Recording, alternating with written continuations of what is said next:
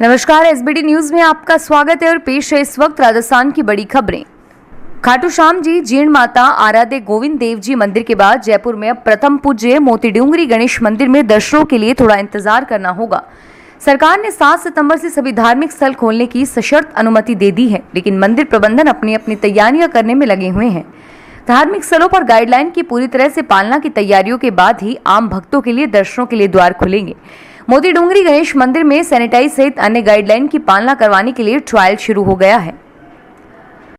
राजस्थान में कोरोना के लगातार बढ़ते आंकड़ों के चलते बुधवार को मुख्यमंत्री आवास में उच्च स्तरीय बैठक बुलाई गई और इसमें चिकित्सा मंत्री रघु शर्मा के साथ प्रदेश के सभी अधिकारी भी वीसी के माध्यम से गहलोत के साथ जुड़ेंगे और इसमें सभी से कोरोना को काबू रखने के लिए सुझाव मांगे जा सकते हैं और साथ ही आगे की रणनीति भी तय की जा सकती है। मीटिंग के लिए मुख्य सचिव राजीव स्वरूप समेत करीब 1 दर्जन अफसर मुख्यमंत्री आवास में मौजूद हैं। सभी कलेक्टर और एसपी भी वीसी के माध्यम से जोड़ा गया है और साथ ही मेडिकल कॉलेज के प्रिंसिपल भी मौजूद हैं। राजस्थान में तेजी से फैल रहे कोरोना संकट के बीच चिंता को बढ़ाने वाली एक और खबर सामने आई है। कोरोना संक्रमण की लगातार चपेट में आ रहे पीड़ितों के लिए अब आईसीयू और वेंटिलेटर का संकट गहराने लगा है। कोरोना संक्रमितों की संख्या बढ़ने से अब सरकार और पीड़ितों के सामने यह बड़ी समस्या आ रही है और इनके अभाव में मरीजों को बड़ी मुसीबतों का सामना करना पड़ रहा है। सूत्रों के मुताबिक आईसीयू और वेंटिलेटर के अभाव में सरकारी और निजी अस्पतालों दोनों में मरीजों का संकटों का सामना करना पड़ रहा है और ऐसे में मरीज जाए तो जाए कहां। हालांकि सरकार रोजाना हर बेड की ट्रैकिंग करने का दावा तो करती है, लेकिन आईसीयू और जीवन रक्षक उपकरणों को लेकर कोई साफ सुथरा जवाब उनके पास नहीं है। राजस्थान सरकार की ओर से वित्त पोषित विश्वविद्यालयों में कुलपति की नियुक्ति के लिए गठित होने वाली सर्च कमेटियों में राज्य सरकार के साथ ही विश्वविद्यालय स्तर पर अब मन मर्जी नहीं चल सकेगी। इसे लेकर राज्यपाल सचिवालय ने हाल ही में सभी विश्वविद्यालयों के कुलपतियों के सर्कुलर जारी करते हुए नाराजगी जताते हुए उन्हें हिदायत जारी की है।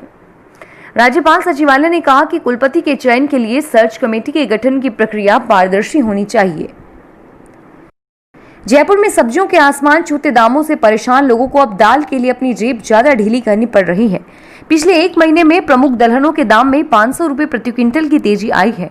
त्योहारी सीजन में दालों की मांगों के मुकाबले आपूर्ति का टोटा बनने रहने की आशंका बनी हुई है, जिससे महंगाई और बढ़ सकती है।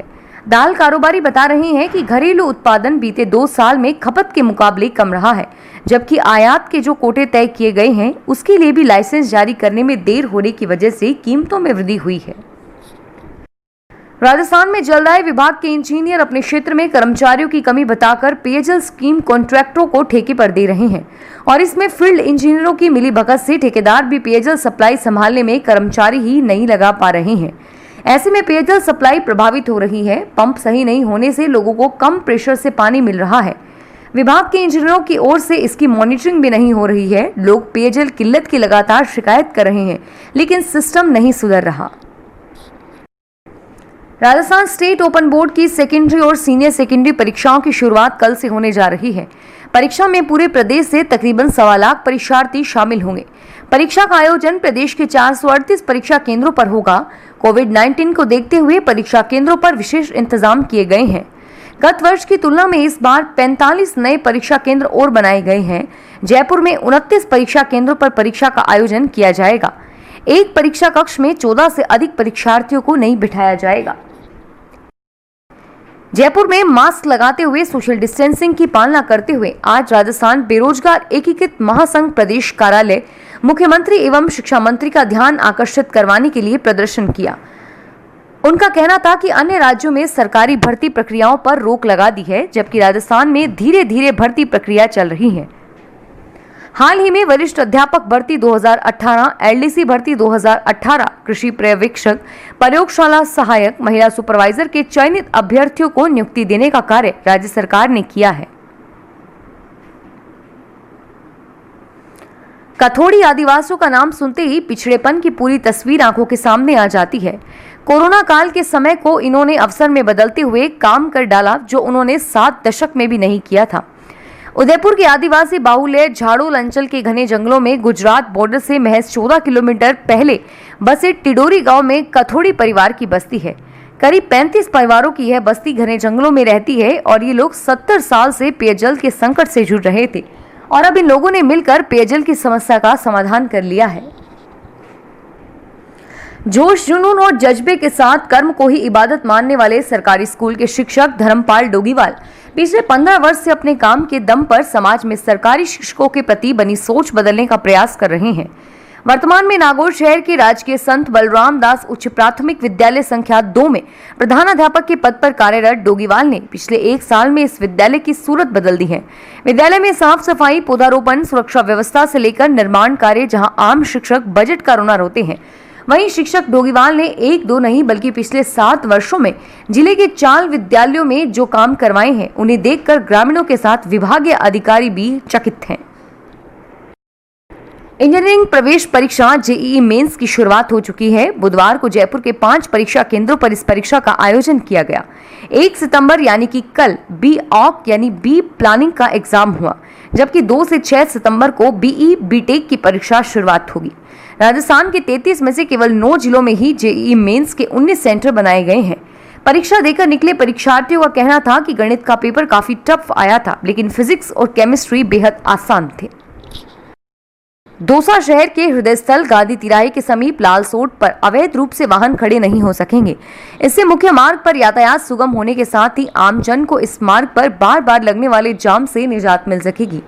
इसके लिए उपखंड प्रशासन ने अवैध रूप से खड़े होने वाले वाहनों के खिलाफ नियमानुसार कार्रवाई के निर्देश दिए हैं। जयपुर स्मार्ट सिटी के तहत किशनपोल बाजार के बाद चांदपोल बाजार में स्मार्ट रोड का काम चल रहा है। हालांकि दोनों बाजारों की तुलना करें तो चांदपोल बाजार में स्मार्ट रोड के काम में कुछ बदलाव किए गए हैं और इससे सड़क की चौड़ाई बढ़ गई है और वहीं पार्किंग की जगह चांदपोल बाजार में फुटपाथ नहीं बनाया जा रहा। पैदल चलने के लिए लोग बरामदों का उपयोग कर सकेंगे। पेट्रोल की कीमत रुक रुक कर बढ़ रही है। एक दिन दाम बढ़ेंगे तो दूसरे दिन स्थिर हो जाएंगे और अभी लगातार 2-3 दिन में दाम में बढ़ोतरी होगी और फिर दाम स्थिर हो गए। पेट्रोल के दाम पिछले 18 दिनों में 1.65 रुपए प्रति लीटर महंगा हो गया। डीजल के दाम पूरे पिछले महीने से लेकर अब तक कोई बदलाव नहीं हुआ है, यानी कि डीजल के दाम जो अगस्त महीने में थे वही अब तक बने हुए हैं। जयपुर में आज पेट्रोल के दाम 79.29 रुपए प्रति लीटर और डीजल के दाम 82.62 रुपए प्रति लीटर हैं। राजस्थान के राज्यपाल कलराज मिश्र ने कहा कि स्वभाषा से स्वाभिमान जागृत होता है, व्यक्ति के व्यक्तित्व का विकास होता है। हिंदी का वर्चस्व विश्व में बन रहा है। शिकागो में स्वामी विवेकानंद द्वारा दिया गया हिंदी में भाषण और पूर्व प्रधानमंत्री अटल बिहारी वाजपेयी, प्रधानमंत्री नरेंद्र मोदी की ओर से विदेशों में दिए गए हिंदी में भाषण के प्रभाव से सभी लोग परिचित हैं। मातृभाषा का स्थान सर्वोच्च होता है। राज्यपाल मिश्र ने बुधवार को राजभवन में नई शिक्षा नीति का भाषिक संदर्भ और हिंदी के वैश्विक परिदृश्य पर 3 दिवसीय अंतर्राष्ट्रीय वेबिनार को संबोधित करते हुए यह बात कही। फिलहाल इस बुलेटिन में इतना ही और फिर हाजिर होंगे तमाम बड़ी खबरों के साथ। एसबीटी न्यूज के वीडियो देखने के लिए हमारे चैनल को सब्सक्राइब करें और नोटिफिकेशन पाने के लिए बेल आइकन पर क्लिक करें। धन्यवाद।